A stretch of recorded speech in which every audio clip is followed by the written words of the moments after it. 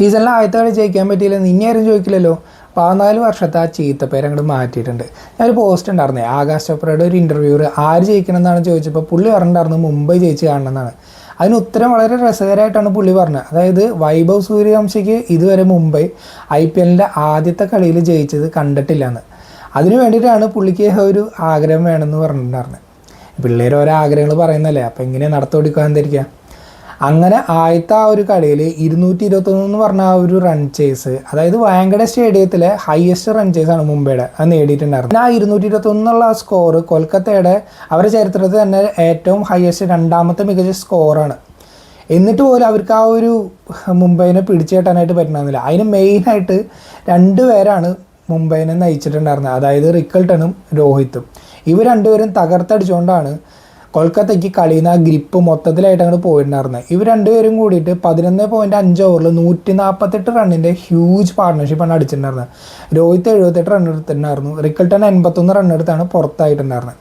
ഇവർ 2 പേരും ആ ഒരു നല്ല തുടക്കം കൊടുത്തപ്പോൾ തന്നെ മുംബൈയുടെ കയ്യിൽ ഓൾമോസ്റ്റ് കളി എത്തിയിട്ടുണ്ടായിരുന്നു. എന്നാൽ ലാസ്റ്റ് മിനിറ്റ് ആയപ്പോൾ കുറച്ച് ടെൻഷൻ കാര്യങ്ങളൊക്കെ ഉണ്ടായിരുന്നു. അതായത് ഇങ്ങനെ ഒരു കേഴ്സ് കാര്യങ്ങളുണ്ടായിരുന്നല്ലോ, 14 വർഷമായിട്ട് ജയിച്ചിട്ടും കാര്യങ്ങളൊന്നുമില്ല. അപ്പം അങ്ങനെ പെട്ടെന്ന് ജയിക്കുമ്പോൾ ഒരു സുഖം ഉണ്ടാവില്ലല്ലോ. അതായത് റിക്കൾട്ടൺ പോകുന്ന ആ ഒരു സമയത്ത് 24 ബോളിൽ 38 റണ്ണോ മറ്റങ്ങളാണ് ജയിക്കാൻ വേണ്ടിയിരുന്നുള്ളൂ. എന്നിട്ട് ലാസ്റ്റ് ഓവർ എത്തേണ്ടി വന്നു മുംബൈക്ക് തട്ടിമുട്ടി ജയിക്കാനായിട്ട്. അതായത് തിലകിനാണെങ്കിലും ബോൾ കറക്റ്റ് ഒന്നും അടിക്കാൻ പറ്റുന്നില്ല, ഹാർദിക്കാണെങ്കിലും തട്ടിമുട്ടിയാണ് കളിക്കുന്നത്. ഇങ്ങനെയൊക്കെ നിന്നിട്ട് അവർക്ക് ആ ഒരു സ്കോറിലേക്ക് എങ്ങനെ നോക്കിയിട്ട് പെട്ടെന്ന് അവിടെ എത്താൻ പറ്റുന്നില്ല. ലാസ്റ്റ് ഓവറിൽ എത്തി നമന്തർ വന്നിട്ട് 4 അടിച്ചാണ് ജയിപ്പിച്ചിട്ടുണ്ടായിരുന്നത്. ഇനി ഫസ്റ്റ് ഇന്നിങ്സിൻ്റെ കാര്യം നോക്കുകയാണെന്നുണ്ടെങ്കിൽ നല്ലൊരു കളക്റ്റീവ് ബാറ്റിംഗ് എഫേർട്ട് തന്നെയാണ് കൊൽക്കത്തയുടെ ഭാഗത്ത് നമ്മൾ കണ്ടിട്ടുണ്ടായിരുന്നത്. അജിങ്ക്യ രഹാനെയും ഫിന്നലനും കൂടിയിട്ട് നല്ല ഇലക്ട്രിഫൈങ് സ്റ്റാർട്ട് തന്നെയാണ് കൊൽക്കത്തയ്ക്ക് കൊടുത്തിട്ടുണ്ടായിരുന്നത്. അതായത് പവർ പ്ലേയിൽ അവർക്ക് 78 റണ്ണ് നേടാനായിട്ട് പറ്റുന്നുണ്ടായിരുന്നു. 37 റണ്ണാണ് ഫിന്നലൻ എടുത്തിട്ടുണ്ടായിരുന്നത്.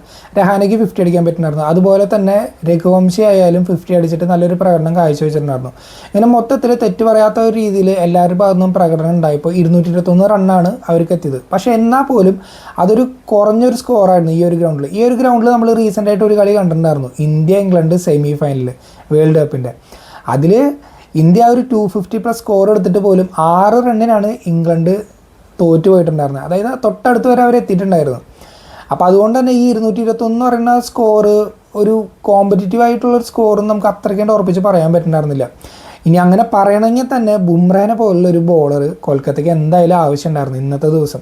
അതായത് ഈ 2 ടീമിൻ്റെയും കളിയിലെ ബോളേഴ്സിനെ നമ്മൾ നോക്കുകയാണെന്നുണ്ടെങ്കിൽ കൊൽക്കത്തയുടെ ഒരു ബോളറിന് പോലും 10-ന് താഴെ എക്കണോമി ഇല്ല. ഇനി മുംബൈയുടെ നമ്മൾ നോക്കുകയാണെന്നുണ്ടെങ്കിൽ 9-ന് താഴെ എക്കണോമി ഉള്ള ആകെ ഒരു പ്ലെയർ എന്ന് പറഞ്ഞാൽ ബുംറയായിരുന്നു. അവസാനത്തെ 2 ഓവറിൽ കുറച്ചൊരു എക്സ്പെൻസീവ് ആയിരുന്നെങ്കിൽ പോലും ഒരുപാട് റണ്ണൊന്നും കൊടുത്തിട്ടുണ്ടായിരുന്നില്ല ബുംറ. അങ്ങനെ തന്നെ ആ ഒരു സ്കോർ 230 അല്ലെങ്കിൽ 240 എത്താനായിട്ട് പിടിച്ചെത്താനായിട്ട് ബുംറയ്ക്ക് പറ്റിയിട്ടുണ്ടായിരുന്നു. അത് എടുത്തു പറയേണ്ടതായിട്ടുള്ള ഒരു പ്രകടനം തന്നെയായിരുന്നു ബുംറയുടെ ഭാഗത്തുനിന്ന് ഉണ്ടായിട്ടുണ്ടായിരുന്നത്. ബാക്കിയുള്ളവരുടെ കാര്യങ്ങൾ നോക്കുകയാണെന്നുണ്ടെങ്കിൽ നല്ല രീതിയിൽ റണ്ണ് വിട്ടുകൊടുക്കാൻ 2 ടീമിലും ബോളേഴ്സ് ശ്രമിക്കുന്നുണ്ടായിരുന്നു. പക്ഷേ അത് പറഞ്ഞിട്ട് കാര്യമില്ല, ഫ്ലാറ്റ് പിച്ചാണ്, ചെറിയ ഗ്രൗണ്ടാണ്, ഇഷ്ടം പോലെ റണ്ണ് എടുക്കാനായിട്ട് പറ്റും. ഏറ്റവും നന്നായിട്ട് ഒരു ബോളറെങ്കിലും മികച്ചതായിട്ട് എറിയാൻ പറ്റിയിട്ടുണ്ടെങ്കിൽ ആ ഒരു ടീമിൻ്റെ ഭാഗത്തേക്ക് കളി മറിയും. അതാണ് നമ്മൾ കണ്ടിട്ടുണ്ടായിരുന്നത്. ഇനി 3 വിക്കറ്റ് എടുത്ത ഷാർദുൽ താക്കൂറാണ് ഗോൾഡൻ ആമും കൊണ്ട് വന്നിട്ട് മാൻ ഓഫ് ദ മാച്ച് സ്വന്തമാക്കിയിട്ടുണ്ടായിരുന്നത്.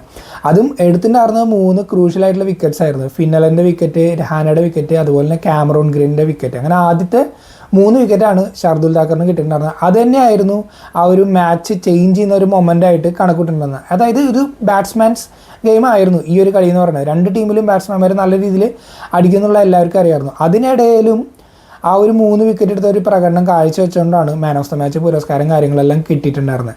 ഇനി മുംബൈക്ക് ഒരു നല്ലൊരു തുടക്കം കിട്ടിയിട്ടുണ്ട്. അതുപോലെ തന്നെ രോഹിത് ശർമ്മ തിരിച്ചു വന്നു, നല്ലൊരു പ്രകടനം രോഹിത് ശർമ്മയുടെ ഭാഗത്ത് നിന്ന് കണ്ടു. രോഹിത് ശർമ്മയ്ക്ക് ആയാലും ഈ ഒരു സീസണിൽ നല്ല രീതിയിൽ പ്രകടനം കാഴ്ചവെക്കാനായിട്ട് പറ്റുമോ. മുംബൈക്ക് ഇനി അടുത്ത കളിയിൽ നല്ല രീതിയിൽ ഒരു പ്രകടനം പുറത്തെടുത്തിട്ട് ഈ സീസൺ തന്നെ മികച്ചതായിട്ട് നോക്കാനും 2020-ന് ശേഷം അവർക്ക് ആ ഒരു കപ്പ് എന്നുള്ള സ്വപ്നം നേടാനായിട്ടും പറ്റുമോ.